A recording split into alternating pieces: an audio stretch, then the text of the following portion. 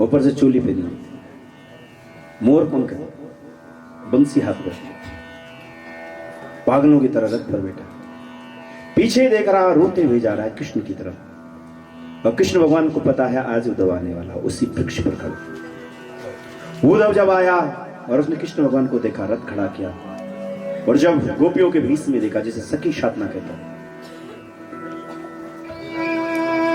विद्वान लोग कहते हैं कि पुरुष जब इतना भक्तिमय हो जाता है तो उसके अंदर सखी साधना आती है। एक बार आपने देखा भी होगा, टीवी में बहुत चला, पुलिस के कोई डीआईजी थे, वो वृंदावन गए और सखी साधना मिला, नाक कान छिड़वा दिया, उसको सखी साधना कहते, पूरा श्रृंगार करते। तो इतना ही फर्क नहीं होता, पुरुष और स्त्री में जैसे फर्क होता है, ये फर्क परिवर्तन हो जाता है। ये सखी साधना में जब कोई पारंगत होते, कई रहे हैं कई। इस ढंग से जब उतरा न, रोते हुए कृष्ण को जब देखा, कृष्ण भगवान ने बाहें फैला दी, उद्धव ज्ञान तो तेरे पास है, हम भक्ति चाहते हैं, सो तुझे मिले। उद्धव धीरे धीरे भगवान की ओर बढ़ा, गले मिला और रोने लगा। उद्धव सुधो हुए चलियो, सुन गोपिन के बोल, ज्ञान बजावे रे डुगडुगी, प्रेम बजावे रे धूल। उद्धव का ज्ञान ना डुगडुगी की तरह हो गया, लेकिन प्रेम का ढोल इतना तेज बज गया, ज्ञान सुना ही नहीं दिया, प्रेम से ढक गया। उद्धव ने भगवान से कहा मैं क्या करूं? बोले भागवत का अनुष्ठान करो, पढ़ाई कर। बृहस्पति महाराज से उन्होंने भागवत सीखा, जीवन अपना किया। परीक्षित राजा कहने लगे प्रभु बहुत भक्ति की बात है, अच्छा लगा, ज्ञानी लोग को सुनो, भगवान के विवाह की चर्चा करो। हमने सुना 16,108 रानियां हैं, विवाह कैसे हुए? आए आज हम रुक्मणी जी और कृष्ण का विवाह करते हैं, और तत्पश्चात आज की कथा को इसे विराम देंगे। गंगा प्रसाद सिंह महाराज जी, हमारे बड़े मामा जी, इन्होंने रासलीला में कई बार कृष्ण लीला मुखवा में करी है। हम लोग जितना भी आज गा पा रहे हैं उनके साथ रहकर के आदत पड़ी है। और हमारे वहां जितनी भी जगह भजन कीर्तन देने वाले, ऐसे भजन आने, उनको सजाने का बड़ा सुख, मेकअप करना, कहीं पंडाल हो, ये बहुत अच्छे गुण होते। हमारी एक जजमान है गीता सिंह, वो भी सजाने वाले का। श्रृंगार सबसे बड़ी चीज है। श्रवणम कीर्तनम विष्णु स्मरणम पाद सेवनम अर्चनम बंदनम दास्यम सत्यात्म निवेदनम। नौ भक्ति में से एक चीज है कि सजाना है भगवान, श्रृंगार करना। तो मामा जी को भगवान और मूर्ति में बहुत प्रश्न। हमारे दूसरे यजमान जी गीता से, इनको जीवंत मूर्ति को सजाने का ये बहुत बड़े गुण है।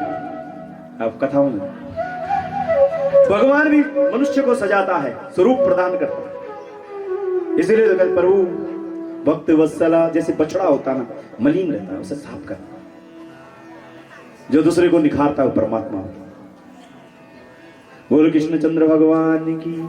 और कृष्ण भगवान को तो अलंकार बड़ा ही प्रिय है, कर ठीठा सा अलंकार। तो आए, एक राजा है,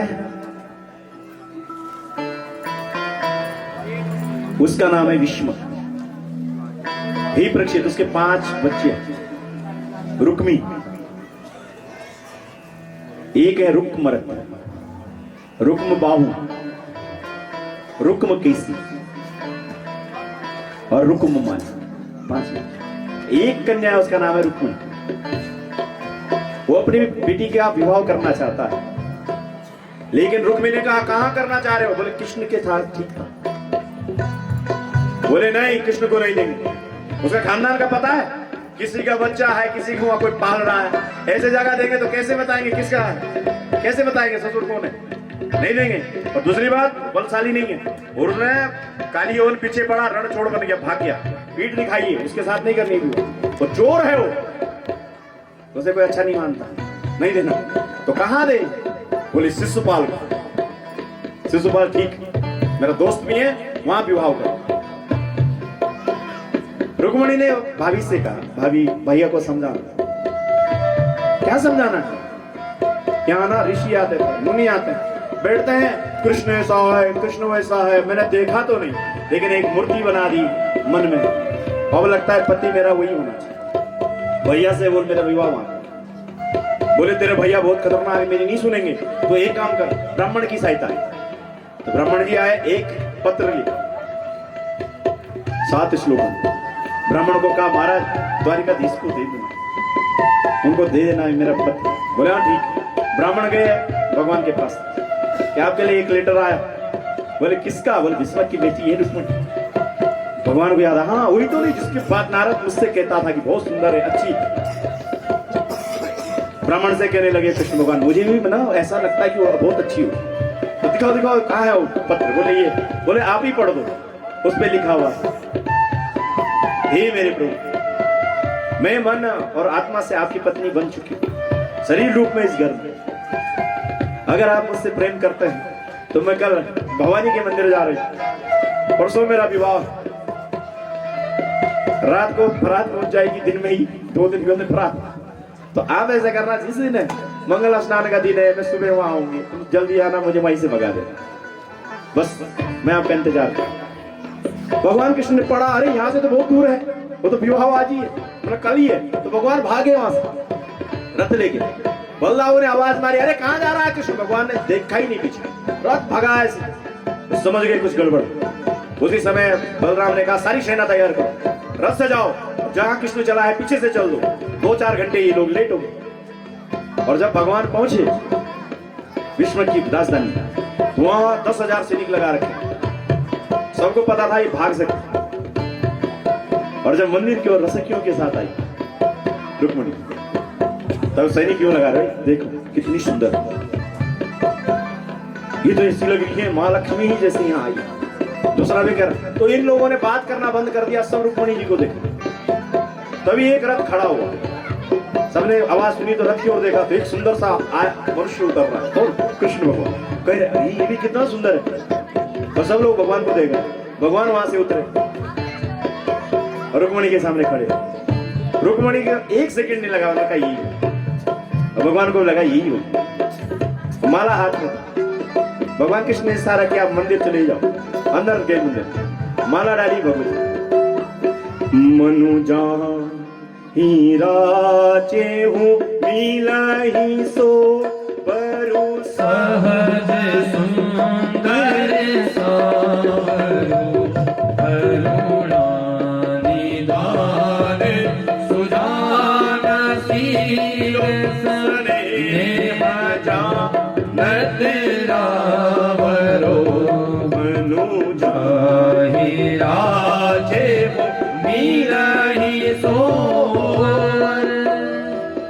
भगवती ने कहा वाह, है ना? भगवान ने वहीं पर उनके साथ एकदम विवाह कर दिया, हाथ पकड़े और बाहर आए। सैनिक लोग खड़े, अरे क्या अच्छी लग रही, कितनी सुंदर जोड़ी, और रथ में भी बैठ गए, अरे कितने अच्छे हैं देखो। अरे भैया कितने अच्छे, कहाँ, हम तो यहाँ हैं ड्यूटी पर, अरे पकड़ो इनको, यही है कृष्ण शायद। सारे भागे, भगवान कृष्ण रथ दो, जैसे रथ दौड़ाया तो क्या हुआ? भगवान ने कहा सुन तू रथ भगा, मैं पीछे खड़ा रहा, और पीछे से कृष्ण भगवान उनको ऐसे कर रहे थे, घोड़े पे आ रहे थे, उनको भगा रहे और रथ दौड़ा। रुक्मी आया, क्या हुआ मेरी बहन को कौन भगाया? मैंने कहा भगाया नहीं, देखना रथ कौन रथ कौन भगा रहा है? तेरी बहन भगा रही है कृष्ण, कहाँ चक्कर में पड़ा हुआ। बोले अब क्या करूं? सैनिकों कहा इनको पकड़ो, कृष्ण को तो मार ही देना, मेरी बहन वापस। जब ये रथ निकला निकला निकला तो बीच में उधर से बलदाऊ हुआ सैनिक से। बलदाऊ ने कहा रुक जाओ कृष्ण। भगवान ने कहा टाइम नहीं है अभी, आरती करवानी घर में, आप ही संभाल लो, समझ लो ये कौन है। भगवान ने कहा बस मैं चला करके। भगवान कृष्ण ने कोई बात नहीं की, रथ भागता ही गया। और फिर कौन आए? बलदाऊ। बलदाऊ ने क्या किया, जितने सैनिक थे उनको पीटा। उसके बाद रुक्मी आया, रुक्मी को भोजकटे की जगह वहां पकड़ा। अच्छा तू श्यामा है कृष्ण का?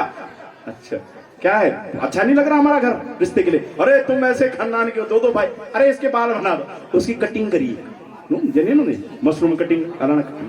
तो वहां ना एक कट हुआ, उसको बोलते भोज कट। ऐसे बाल के ना कैंची लगाई, सीढ़ी सीढ़ी टाइप के, बड़ा जूते वाला बना हुआ, घुमाई दी। श्याला ही तो है, तू चल कर। वहां से भगा दिया, भगा। शिशुपाल आराम से घोड़े पे, किसी ने कहा महाराज कहाँ जामड़ जुमड़ में लगे, वो भाग गई। और कौन? तो द्वारिकाधीश के पास उतरा, सेरा दिया, कहा मैं आज अपने प्राण को खत्म, मतलब प्राण अंत करता हूं, बेइज्जती हो गया। जरासंध ने कहा क्यों चक्कर में पड़ा, क्यों प्राण देना? 17 बार ना मैं ना कृष्ण से हारा हूं, लेकिन मैं माना ने 18वें बार जीता। शिशुपाल ने कहा ऐसे बेइज्जत लोग यहाँ है इतने बार हारने के बाद भी इसको संतुष्टि नहीं है, तो मैं एक ही बार हारा हूं तो क्या फर्क पड़ता है जीने में। तो तैयार हो गया।